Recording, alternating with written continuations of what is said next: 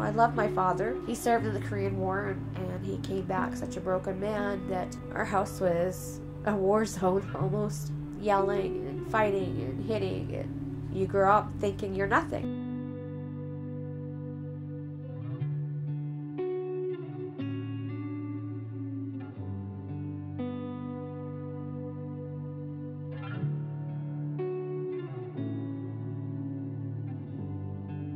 I loved being around people, and I loved serving them and changing their day. My name is Roberta Fair. I've been living in this house for 4 years. Dishwasher, I was a hostess, and for many, many years I was a waitress.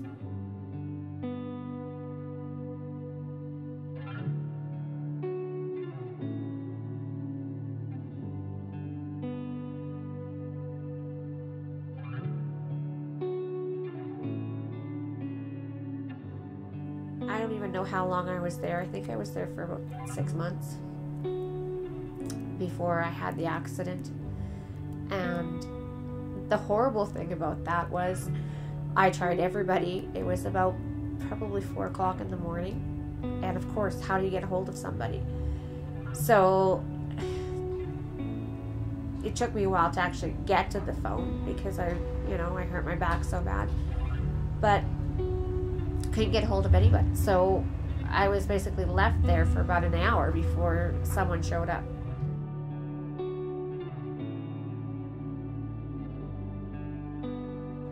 So tried to find a job, and I went on interview for a year and getting frustrated because I couldn't get hired. I'm thinking, what else can I do? Because,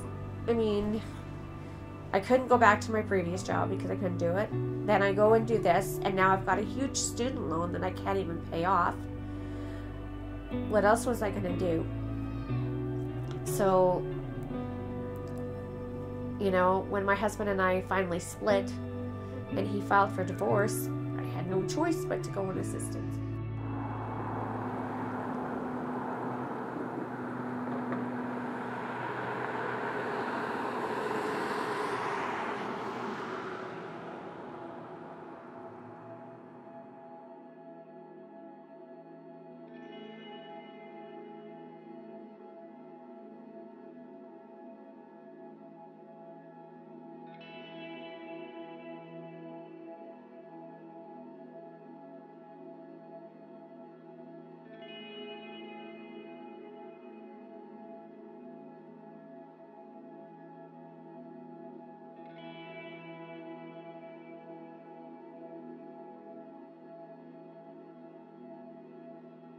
Couple steps just to go down into my backyard.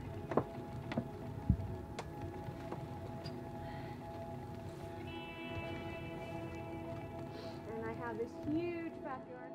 For Roberta and other people in similar situations, finding a good place to live that they can afford is tough. And the rental supplement helped. It helped a lot. For a lot of people, it was the difference between having a place to live and not having a place to live. One of the arguments that the Sask Party government put forward about the cut to the rental housing supplement program was that there was a whole host of affordable housing out there, and they had the affordable housing to fill that need. But this doesn't resonate with the 14,000 people who are currently receiving the supplement because they have been fleeing domestic violence or they have a disability and they have not been able to access social housing. So there's barriers in place for their application to these social housing units. One of them is the fact that often rental references are required to get into social housing. So many of these people have previously been denied access to these very units that the government is talking about. Hey, how's it going? Good. How are you? I'm good. those people that are relying on social assistance, young families, students, people that are vulnerable, that have precarious employment, people whose income is not enough to be able to afford a good place to live. The government needs to provide subsidies and support to people. I was getting the rental supplement, but then I had to move from the place I was in to another place, and I was approved for an incentive, so my rent ended up going to really low, and I phoned my rental supplement for my mandatory report, and they said because my rent was so cheap, I didn't qualify for it anymore. So then, I understood, but now I had to move, and my rent is, a lot more than it was, and I'm not able to go on the rental supplement anymore. And I have to move to a bigger house now on top of that, and it's gonna be a lot more. And I can't go on rental supplement, so it's hard. So I think there's a great fear for folks who are currently receiving the rental housing supplement that any change in their circumstances, like a move, could mean and might very well mean that they would be cut from the program. And we know that if you're trying to make sure that you keep a roof over the head of your children, this might mean that you decide not to move even though you're in a dangerous place. Whatever the circumstances, the freedom to be able to move is something that most of us enjoy, but not people who are on the rental housing supplement program. They don't have that ability, so they might end up staying in unsafe housing or housing that is infested with bed bugs or cockroaches because they're afraid to move and lose this little extra money each month. But if I didn't get it, it would be catastrophic.